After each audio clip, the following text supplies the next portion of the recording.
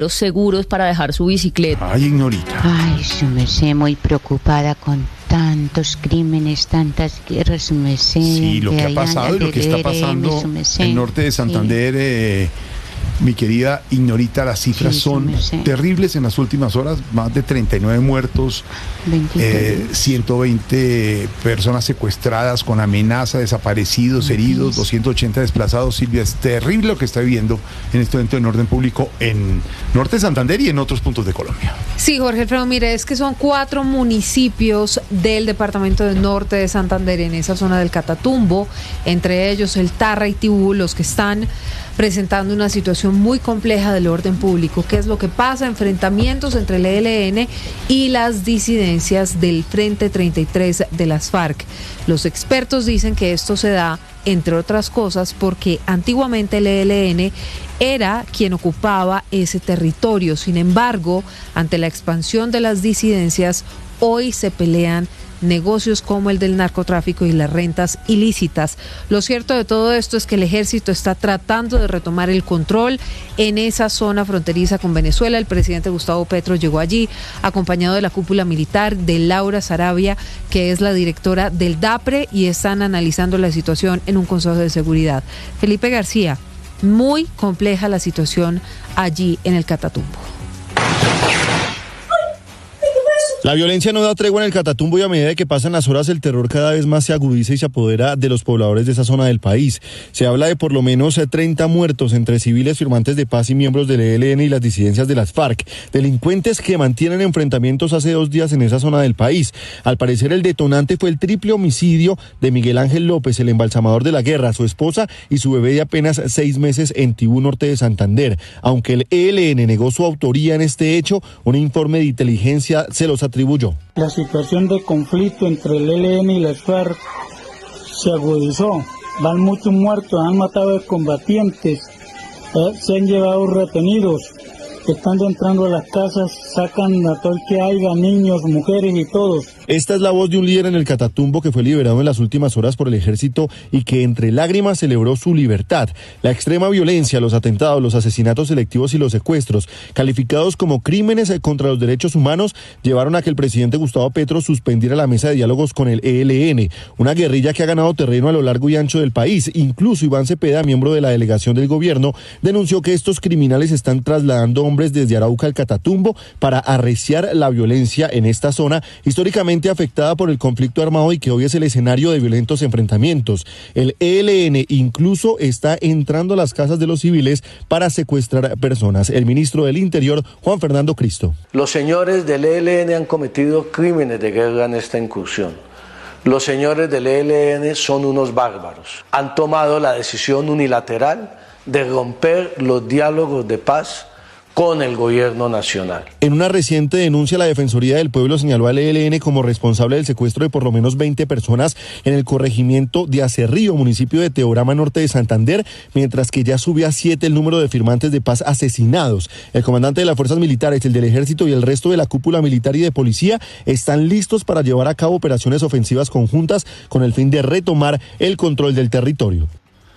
Ahí está la situación. No es fácil, Ignorita. Y llegar a una decisión de suspender unos diálogos es muy compleja para un gobierno, pero también cómo negocias tú, cómo lo estás haciendo, estás entregando más de lo que pensabas, lo estabas haciendo bien. ¿Y con quién estás negociando? Con unos bárbaros, Ignorita. Esa es la situación. Esa es la situación. Oiga, don Alvarito, su merced, el presidente Petro suspendió las negociaciones de paz con el ERM, su merced, que sigue para eso, sí, su merced, que sigue para la paz total de este gobierno, señor, por Dios.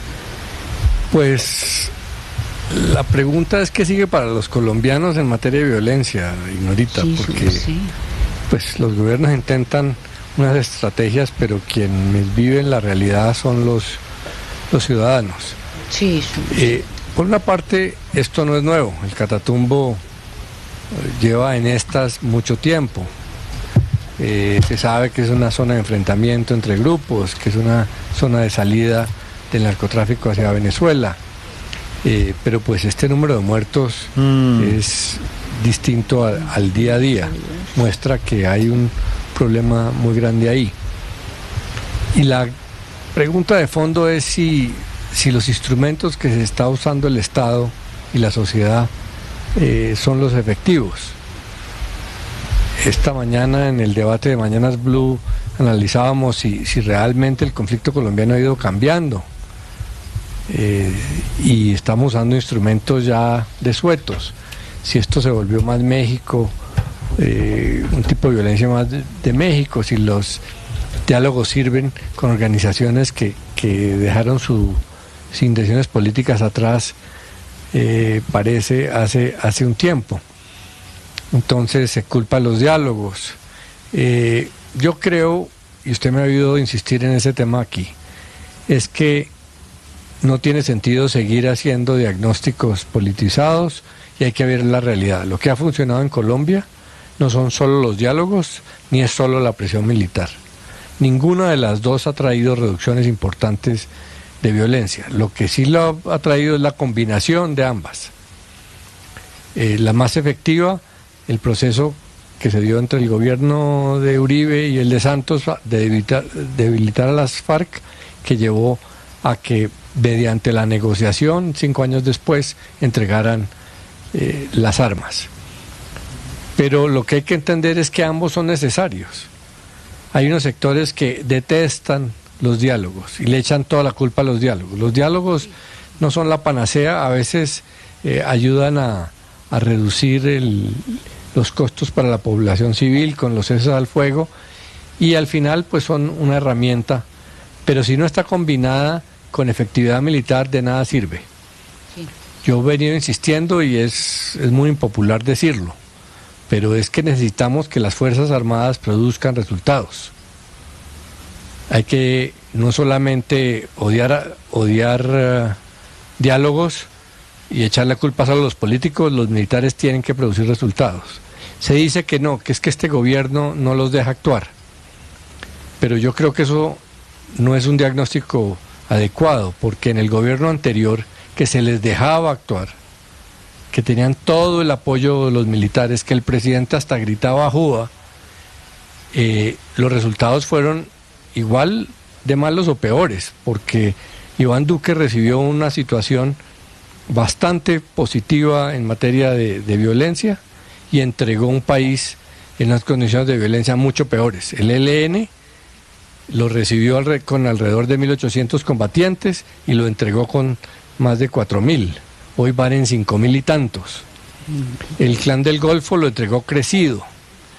Sí, es cierto que en el gobierno anterior se hablaba mucho de derrotar a los violentos, al punto de que el expresidente Duque llegó a decir que el Clan del Golfo ya iba a desaparecer y que Mordisco estaba muerto.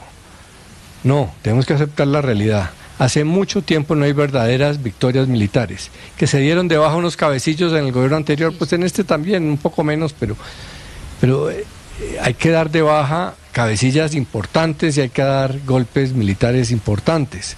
Porque si no, las guerrillas, si están cómodas, si se sienten inmunes, pues sienten que están ganando la guerra y quien está ganando la guerra no llega a acuerdos. Entonces, podemos parar los diálogos con el ELN ahora, está bien. No se pudo, el ELN es muy difícil, no ha mostrado voluntad de paz nunca. Pero en parte porque no se le han dado los golpes militares que sí se le dieron a las FARC. Las FARC no es que fueran más pro paz, sino que la realidad del conflicto en el terreno generó esa realidad. Lo mismo con el M-19 en su momento. Entonces, sí, acabemos los diálogos, pero la culpa no es de los diálogos, son solamente una herramienta. Pretender que sin presión militar funcionan es tonto, y pretender que la presión militar sola basta también lo es. Necesitamos combinar, y lo que está muy quedado en este momento son los esfuerzos militares. Necesitamos mayores resultados para que las guerrillas se sienten a la mesa o las derroten. Ojalá se pudieran derrotar. Sí, sí. Gracias, don Alvarito. Oiga, don Pedrito, ¿y usted qué nos puede decir? Que sigue para la paz total, su merced, si se suspendieron las negociaciones y toda esa joda con el ELN, su merced. Pues mire, Ignorita, hoy se cumplen 6 años de un ataque también del ELN fatal contra la escuela de policía. Ay, yo no sé si usted recuerde, pero también hubo una cantidad de muertos oficiales que estaban ahí cursando para ser policías. Y eso fue hace 6 años atrás. Entonces, el ELN viene haciendo, digamos, una forma de presión, porque cuando negociaron con las FARC, se quedó como el hermanito huérfano, que el hermano mayor negoció y comenzó, digamos, a tratar de mostrarse poderoso para que le pusieran atención, no quiso entrar en esa negociación de las FARC, y eso hace que hoy en día ellos estén tratando de demostrar que tienen una fortaleza militar y aumentar las pretensiones en una mesa de diálogos. Y creo que en eso el presidente, y mucho tiene que ver, yo creo, el diseño del primer comisionado de paz, el doctor Rueda. A mí me parece que eso no quedó tan claro en esa gestión de él, de qué significaba hacer esa paz con el ELN y la paz total, porque a veces se trastocaban, Ignorita. El ELN tiene una dinámica y los señores de las disidencias y estos otros grupos tienen otra. Y usted se da cuenta fácilmente. La lógica con los señores que no eran el ELN parecía que era sentarse a negociar y hacer otra ruta y otra forma de negociación, y con el ELN diferente. Pero eso no se logró plasmar en una estrategia seria, en un proceso para poder alcanzar resultados de ese proceso con el ELN y con la paz total. ¿Y qué ocurrió? Que en ese momento los señores del ELN se sintieron más fuertes en ciertos terrenos. Ellos tienen una cercanía muy grande con la frontera, con el señor Nicolás Maduro y con Venezuela. Y eso los puso, en mi opinión, a fortalecerse de una manera muy amplia, muy grande. Y si tienen una mesa de diálogo, pues aún más, porque tienen un espacio para poder sustentar unas tesis de ese diálogo, pero también haciéndolo con acciones militares.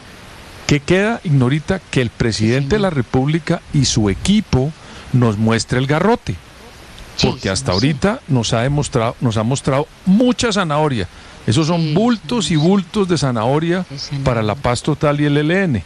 Y resulta que también hay que sacar un poco la parte fuerte y el garrote. Si ellos no demuestran eso, Ignorita, pues sencillamente esa mesa de negociación le va a tocar resolverla al próximo gobierno.